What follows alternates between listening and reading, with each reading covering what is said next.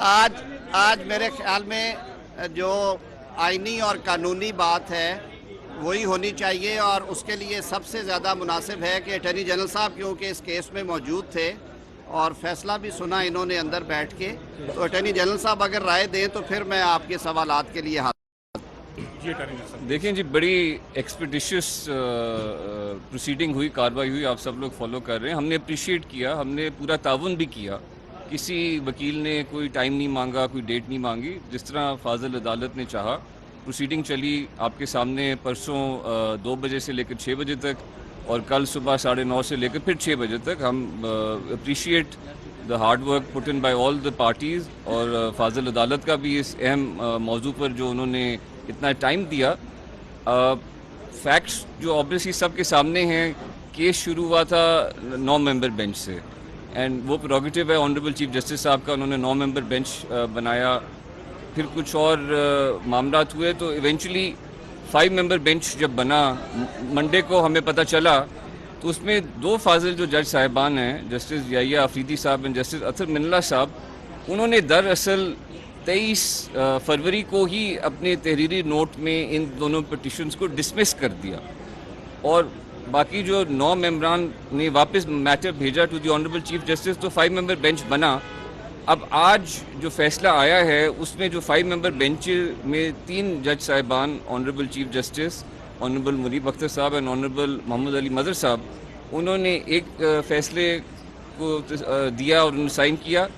2 جو معزز جج صاحبان ہیں، جسٹس منصور علی شاہ صاحب اور جسٹس مندوخیل صاحب، انہوں نے ایک فیصلے کو سائن کیا۔ لیکن جو غور کرنے والی بات ہے، جب ہمارے پاس ریٹن آرڈر آیا اصل میں کچھ دیر پہلے ہی، تو میں پیرا 2 پڑھنا چاہوں گا جو جسٹس منصور علی شاہ صاحب کے نوٹ کا ہے۔ وہ یہ کہتے ہیں، وی therefore agree with the orders dated 23/2/2023 passed by our learned brothers Yahya Afridi and Athar Manila J, and dismiss the present constitution petitions and drop the suo motu proceedings۔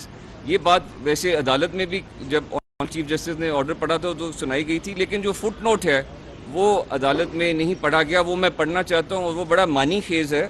Fit note یہ کہتا ہے، initially a 9-member bench heard this matter. The aforementioned 2 honorable judges decided the matter by dismissing the said petitions. Later on, 2 other honorable judges disassociated themselves from the bench for personal reasons, and as the 2 aforementioned judges had dismissed the matter, the bench was reconstituted into a 5-member bench by order dated 27/2/2023. The decisions of the aforementioned 2 honorable judges dated 27/2/2023 form part of the record of the case.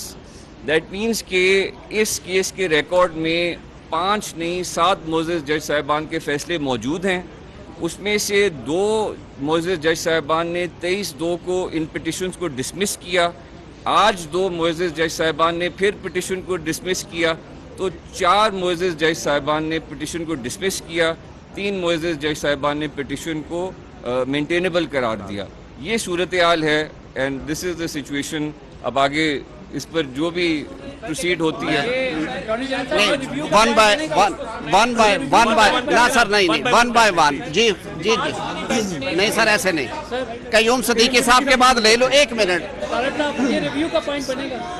پہلا میں یہ سوال کا جواب دے دوں، میرے خیال میں اس میں ریویو والی بات نہیں ہے، اس لیے نہیں ہے کہ فیصلہ جب بہت واضح ہو اور اس میں ابہام نہ ہو، یہ کوئی ہار جیت والا ویسے بھی کیس نہیں تھا کہ کسی کی اہلیت اور نااہلیت کا کیس ہے، کسی کی کوالیفیکیشن ڈسکوالیفیکیشن ڈسکس ہو رہی ہے۔ یہ ایک آئینی نقطہ آیا اور اس آئینی نقطے کی مینٹینیبلٹی کے اوپر پہلے بحث چھڑی، اور اس بحث کے نتیجے میں 2 باتیں سامنے آئیں کہ جن 2 معزز جج صاحبان نے اپنا مائنڈ ڈسکلوز کر دیا تھا اس معاملے کو ریفر کرتے ہوئے، ان کے اوپر اعتراض اٹھایا گیا کچھ جماعتوں کے وکلاء کی طرف سے اور پاکستان بار کونسل کی طرف سے جو وکلاء تنظیم ہے۔ ان 2 جج صاحبان نے الٹیمیٹلی رضاکارانہ طور پہ اپنے آپ کو بینچ سے الگ کر لیا، ریکیوز کر لیا۔ میں سمجھتا ہوں کہ ان کا یہ فیصلہ صائب تھا، کیونکہ کہتے ہیں کہ انصاف ہوتا ہوا نظر آنا چاہیے، اور اس کی کوئی بیک گراؤنڈ بھی اور ہسٹری بھی تھی ان 2 جج صاحبان کے حوالے سے۔ اب 7 جج صاحبان میں سے 2 جج صاحبان 23 تاریخ کو اپنا فیصلہ دے کے دستخط کر چکے۔ انہوں نے کہا کہ ہم ان پٹیشنز کو مینٹینیبلٹی کی بنیاد پہ خارج کرتے ہیں، یہ قابل سماعت نہیں ہیں۔ सुओ मोटो का इख्तियार भी इस केस में इसलिए इस्तेमाल नहीं होना चाहिए कि मामला हाई कोर्ट्स में पेंडिंग है और 184(3) की जो सुप्रीम कोर्ट की अदालत उज़्मा की पावर्स हैं उनके बारे में भी उन्होंने ये राय दे दी। आज जब फैसला आया 5 रुकनी बेंच का, चीफ जस्टिस साहब ने इस अरसे में ये मुनासिब समझा कि वो 2 जज साहबान क्योंकि अपनी फाइनल ओपिनियन दे चुके हैं, वो फर्दर इस मामले में नहीं बैठना उनका मुनासिब, सो लिहाजा उन्होंने जो दीगर 5 जज साहबान थे उनको बेंच का हिस्सा बनाया और उनके सामने केस आर्ग्यू हुआ। आज के फैसले में 3 जज साहबान ने कहा कि ये प्रोसीडिंग्स मेंटेनेबल हैं और उसमें उन्होंने मज़ीद 1-2 चीज़ें लिखी जो अटॉर्नी जनरल साहब ने आर्ग्यू कल की थी कि एक तो जो आइन का आर्टिकल 254 है जो कि ये कहता है कि अगर आइन के तहत किसी चीज़ को एक मुकर्ररा वक्त में होना है और वो चीज़ उस मुकर्ररा वक्त में नहीं हो सकी, वो एक्शन नहीं हुआ, तो इस वजह से वो गैर आइनी नहीं होगा कि उस टाइम फ्रेम में, यानी कि इंतखाबात 90 दिन में नहीं हुए। आज उन्होंने ग्राउंड रियलिटीज़ देखते हुए उन 3 जज साहबान ने भी कहा कि गवर्नर और ईसीपी या सदर और ईसीपी मुशावरत से डेट दे और कोशिश करे कि वो 90 रोज़ तो अब गुजर जाएंगे, वो जो ओरिजिनल 90 रोज़ थे, यानी कि वो जो 15 अप्रैल के अंदर अंदर थे, लेकिन अर्लीस्ट पॉसिबल जहाँ पे इंतखाबात हो सकते हैं मुशावरत के बाद वो कोशिश करे। इसमें कोई दूसरी राय नहीं है, लोगों की भी ये राय है। हम भी समझते हैं कि अगर हालात साजगार हों, अगर इंतखाबात इंसानी जानों से ज़्यादा कीमती हैं या अगर मुल्की हालात इजाज़त दे रहे हैं तो 30, 40, 50 दिन में हो, अगर वो 80, 90 दिन में होने हैं तो ये डिस्क्रेशन भी आइन देता है इलेक्शन कमीशन और बाकी स्टेक होल्डर्स को। इस बहस को छोड़ देते हैं। आज की बहुत क्लियर जजमेंट है। 2 मोअज़्ज़ज़ जज साहबान ने कहा कि हम एग्री करते हैं जो फैसला 23 फरवरी को 2 दीगर अराकीन जस्टिस याहिया अफरीदी साहब और जस्टिस अतर बिन साहब ने तहरीर की है अपने नोट्स कि ये पिटीशंस मेंटेनेबल नहीं हैं, ये काबिल समात नहीं हैं। और साथ उन्होंने कहा कि हम ये भी समझते हैं कि वो जो 2 जज साहबान के फैसला जात हैं वो आज के इस फाइनल ऑर्डर का हिस्सा हैं। तो मेरे ख्याल में इसके बाद ना रिव्यू की ज़रूरत है ना फर्दर तशरीह की ज़रूरत है। मैंने अपना ज़ाती मौक़िफ़ दिया था। अब मैं समझता हूँ कि अटॉर्नी जनरल साहब की राय आने के बाद और इस ऑर्डर को पढ़ने के बाद हमारा मौक़िफ़ ये है कि ये पिटीशंस 4-3 से मुस्तरद हो गई हैं। 4 मोअज़्ज़ज़ जज साहबान और लिखते हैं कि ये काबिल समात नहीं है। अब ये फैसला कानून और आइन के मुताबिक हाई कोर्ट्स में जो पेंडिंग प्रोसीडिंग्स हैं उनमें हो जाना चाहिए। बड़े सीजन लॉयर हैं, आप ये बताएं कि चीफ जस्टिस ने आके ऑपरेटिव पार्ट पढ़ा और हमेशा operative part he order of the day consider किया जाता है। उसमें अगर वो अनाउंस कर रहे हैं 3-2 और ये जो आपने बताया ये फुट नोट में लिखा हुआ है, तो एम्बिग्यूटी इटसेल्फ यहाँ पे है कि कौन सा फैसला माना जाए। आप 4-3 कह रहे हैं, चीफ जस्टिस ने 3-2 से फैसला दिया है।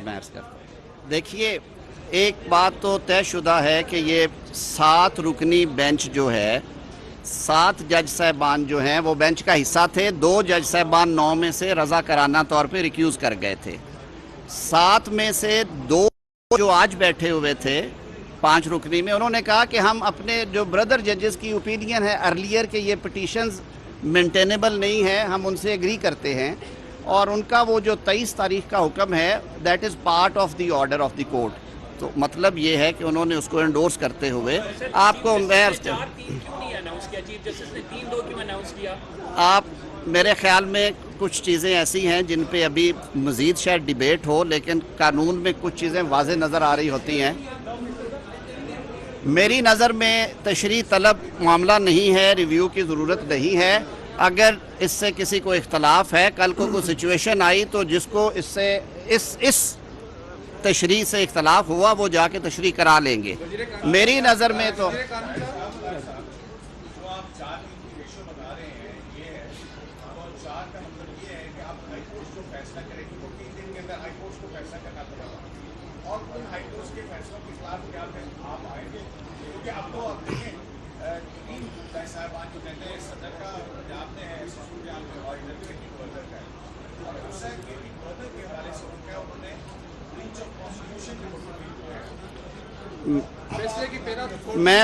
मैं बड़े अदब से अर्ज़ करूँगा कि सबसे ज़्यादा जो ब्रीच ऑफ कॉन्स्टिट्यूशन की है वो सदर मुमलिकत ने माजरत से की है, जिन्होंने एक फ़ैसला करके थोंप के और फिर उसे वापस लिया और उनके वकील साहब ने आला ज़रफ़ी का मुज़ाहरा करते हुए अदालत में कहा کہ میرے موکل جن کی میں نمائندگی کر رہا ہوں انہوں نے اپنے اختیارات سے تجاوز کیا.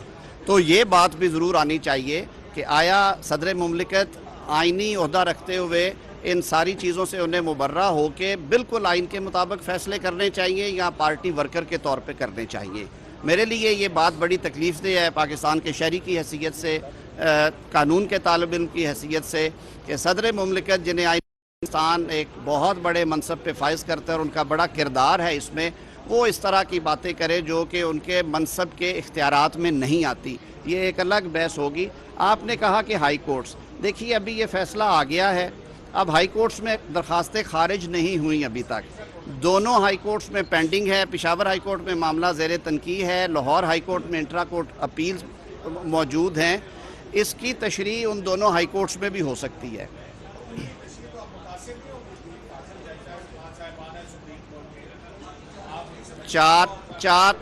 چار فاضل جج صاحبان ہی نے کہا ہے کہ آپ اس کا فیصلہ کریں, ہائی کورٹ سے اس کا فیصلہ کریں. بہت